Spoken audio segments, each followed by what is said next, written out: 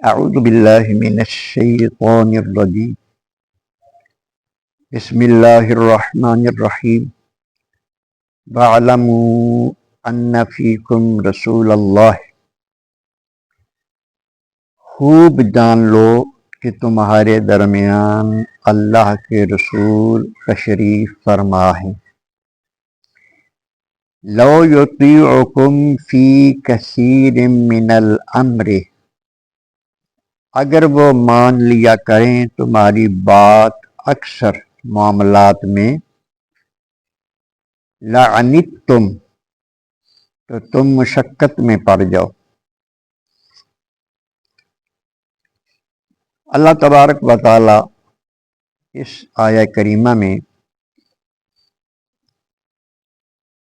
ہمارے آقا حضور سرور کائنات فخر موجودات احمد مجتبی محمد مصطفیٰ صلی اللہ علیہ وآلہ وسلم کے صحابہ کرام کی تربیت فرما رہے۔ یہ سورہ حجرات کی آیت نمبر 7 ہے۔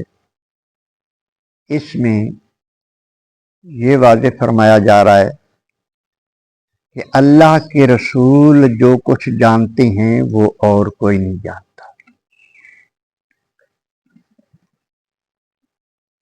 نبی کریم رؤوف الرحیم صلی اللہ علیہ وآلہ وسلم صحابہ سے مشاورت بھی فرماتے تھے، اور یہ اللہ کا حکم بھی تھا، وَشَاوِرْهُمْ فِي الْأَمْرِ فَإِذَا عَزَمْتَ فَتَوَكَّلْ عَلَى اللَّهِ کہ معاملات میں ان صحابہ کرام سے آپ مشورہ فرمایا کریں، پھر جب کسی کام کا ارادہ پکا کر لیں تو پھر اللہ پر بھروسہ کیا کریں۔ اور صحابہ کرام کو یہ ارشاد فرمایا جا رہا ہے کہ تمہارے اندر اللہ کے رسول موجود ہیں، اگر یہ تمہاری کوئی بات نہ مانے، تم کوئی مشورہ دو اور یہ نہ مانے تو تمہارا بھلا اسی میں ہے۔ اگر تمہاری یہ خواہش ہو کہ ہماری ہر بات مانی جائے جو ہم کہیں، اور یہ بھی ایسا ہی کریں کہ تمہاری ہر بات مان لیا کریں، تو کئی دفعہ تم مصیبت میں پڑ جاؤ۔ وہ مشورہ تمہارا جو تم دو وہ درست نہ ہو اور حضور مان لے تو تمہارے لیے مشقت بن جائے۔ پچھلی آیہ کریمہ میں جو ہم پڑھ چکے ہیں کہ ایک شخص کو نبی کریم علیہ السلام نے بھیجا بنی مستلق کے قبیلے کی طرف زکوٰۃ وصول کرنے کے لیے، اور انہوں نے آ کر کہا کہ وہ لوگ مرتد ہو گئے ہیں، انہوں نے زکوٰۃ دینے سے انکار کر دیا اور میرے قتل کے درپے ہو گئے۔ یہ بات سن کر صحابہ کرام کو بہت غصہ آیا، اور یہ بھی ایمان کی دلیل ہے کہ نبی کریم علیہ الصلوۃ والسلام کے بھیجے ہوئے شخص کے ساتھ ایسا انہوں نے کیا اور دین کو چھوڑ دیا، یہ بھی ایمان کی علامت۔ لیکن نبی کریم رؤوف الرحیم صلی اللہ علیہ وسلم کو جو علم اور جو حکمتیں اللہ پاک نے عطا فرمائی تھی وہ تو آپ ہی کا حصہ تھا۔ ان کا یہ خیال تھا، صحابہ کرام کا یہ خیال تھا کہ ان پر لشکر کشی کی جائے اور ان سے جنگ کی جائے اور ان کو سزا دی جائے۔ لیکن نبی کریم علیہ الصلوۃ والسلام نے دستہ تو بھیج دیا، خالد بن ولید رضی اللہ عنہ کی کمان میں دستہ تو بھیج دیا، لیکن یہ آپ نے تلقین فرمائی کہ جاتے ہی حملہ نہیں کرنا، پہلے جا کے تحقیق کرنی ہے کہ معاملہ کیا ہے۔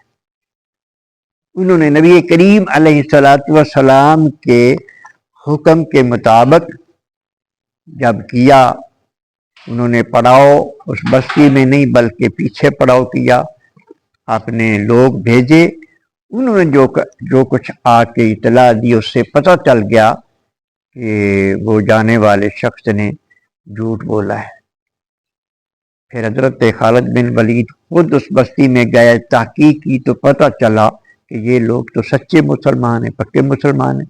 یہ تو چاہتے تھے کہ ہم سے زکوٰۃ لی جائے، بلکہ وہ قاصد کے لیٹ ہو جانے سے، یہ تو گیا ہی نہیں تھے نا، وہ سمجھے کہ لیٹ ہو گیا، شاید ہم سے کوئی ایسی غلطی ہوئی جیسے حضور جس سے حضور ناراض ہو گئے ہیں، تب نہیں آدمی اپنا بھیجا، وہ تو پریشان تھے۔ تو جب یہ نبی کریم علیہ السلام تک بات پہنچی تو معاملہ بالکل مختلف تھا۔ اللہ تبارک و تعالیٰ نے پھر صحابہ کرام کی تربیت فرمائی، ارشاد فرمایا تمہارے اندر اللہ کے رسول موجود ہیں، اگر تمہاری یہ کسی بات کو نہیں مانتے تو تم مطمئن رہا کرو، وہی حق ہے جو یہ کریں گے، انہی کے فیصلے برحق ہیں، یہی تمہارے لیے مفید ہیں، یہی تمہارے لیے بھلا بھی ہے۔ اس میں ہر انسان کے لیے ایک تربیت ہے۔ جو بڑے لوگ ہوتے ہیں جن کو سربراہ بنایا جاتا ہے، گھر کا سربراہ، میں حکومت کے سربراہ پاکستان کی بات نہیں کر سکتا کیونکہ یہ معاملہ بڑا الٹا ہے۔ ہاں جی، جو گھر کے افراد کا سربراہ ہوتا ہے تو حتمی فیصلہ جو ان کا ہو، اگر مصلحتوں کی بات نہ بھی مانی جائے تو حکمت اسی میں ہے کہ اسی پر لبیک کیا جائے، کیونکہ وہ اس کا تجربہ ہوتا ہے، وہ بہتر نتیجے پہ پہنچ سکتا ہے۔ اور پھر اللہ تبارک و تعالیٰ نے صحابہ کرام کی تربیت کرنے کے بعد ارشاد فرمایا وَلَٰكِنَّ اللَّهَ حَبَّبَ إِلَيْكُمُ الْإِيمَانَ، لیکن اللہ تبارک و تعالیٰ نے محبوب بنا دیا ہے تمہارے نزدیک ایمان کو۔ اب تنبیہ فرمانے کے بعد کہ اکثر تمہاری باتیں حضور مان لیں تو تم مشقت میں پڑ جاؤ، یعنی جب تمہاری بات نہیں مانی جاتی تو تمہیں ملال نہیں ہونا چاہیے۔ اور ساتھ ہی پھر اللہ تبارک و تعالیٰ نے صحابہ کے دلوں کی، ان کے دلوں کا پاک ہونے کی گواہی بھی دے دی کہ کوئی بد نصیب یہ نہ سمجھے کہ صحابہ کرام کو اعتراض ہوتا تھا حضور کے فیصلوں پر۔ اللہ تبارک و تعالیٰ نے ارشاد فرمایا ہے، اللہ تبارک و تعالیٰ نے ایمان کو تمہارے دلوں کے لیے محبوب بنا دیا ہے۔ ایمان کے محبوب ہونے کا جو علامت ہے وہ یہ ہے کہ بندہ جب کوئی غلطی کر بیٹھتا ہے نفس امارہ کی وجہ سے، اس کے اکسانے کی وجہ سے، تو غلطی کے بعد فوراً اس کو خیال آ جاتا ہے اور فوراً اللہ کی بارگاہ میں توبہ کرنے لگتا ہے۔ یہی وجہ ہے کہ اس کا دل جو ہے وہ ایمان سے محبت کرتا ہے۔ وَزَيَّنَهُ فِي قُلُوبِكُمْ، اور ایمان کو سجا دیا ہے تمہارے دلوں میں اللہ تبارک و تعالیٰ نے۔ یہ صحابہ کرام کو فرما اللہ پاک نے صحابہ کے دلوں میں ایمان کو مزین فرما دیا اور ایمان کو محبوب بنا دیا صحابہ کرام کے لیے۔ وَكَرَّهَ إِلَيْكُمُ الْكُفْرَ، اور کفر سے تمہارے دلوں میں نفرت پیدا کر دی، وَالْفُسُوقَ، اور فسق کو بھی تمہارے دلوں میں، تمہارے دل ناپسند کرتے ہیں، وَالْعِصْيَانَ، اور تمہارے دل نافرمانی کو بھی پسند نہیں کرتے۔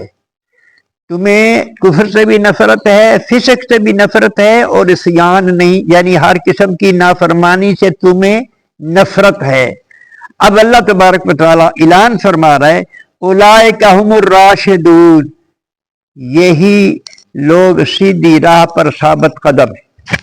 یہ صحابہ کرام سیدھے راستے پر چلنے والے اور اس پر ثابت قدم ہیں، ان کے قدم ڈگمگا نہیں سکتے۔ جو میرے محبوب کے تربیت یافتہ لوگ ہیں ان کے قدم ڈگمگا نہیں سکتے۔ یہ اللہ تعالیٰ صحابہ کرام کی ایمان کی گواہی دے رہے، اور وہ بڑے بدبخت ہیں لوگ جو کہتے ہیں کہ حضور کے وصال کے بعد صرف 3 بندے مسلمان رہے تھے، باقی نعوذ باللہ سارے ایمان کو چھوڑ گئے تھے۔ یہ وہی بدبخت ہیں۔ صحابہ کرام کے عمل کی، ایمان کی تو قرآن مجید گواہیاں دے رہا ہے۔ اللہ نے ارشاد فرمایا کہ یہی لوگ ثابت قدم رہنے والے ہیں ایمان پر۔ فضلا من اللہ و نعمہ، یہ اللہ کا فضل ہے، یہ سارا اللہ کا فضل ہے۔ اللہ پاک نے یہ فضیلتیں اپنے جناب سے صحابہ کرام کو اور انعام فرما دیا، و نعمہ، اور صحابہ کرام پر اللہ پاک نے انعام فرما دیا، ان پر فضل فرما دیا۔ واللہ علیم حکیم، بے شک اللہ سب کچھ جاننے والا ہے اور بڑا دنا ہے، حکمتوں والا ہے۔ اللہ پاک اپنا عقیدہ صحیح رکھنے کی توفیق عطا فرمائے، بالخصوص صحابہ کے بارے میں اپنا عقیدہ درست رکھنے کی توفیق عطا فرمائے۔ صلوات و السلام علیکم۔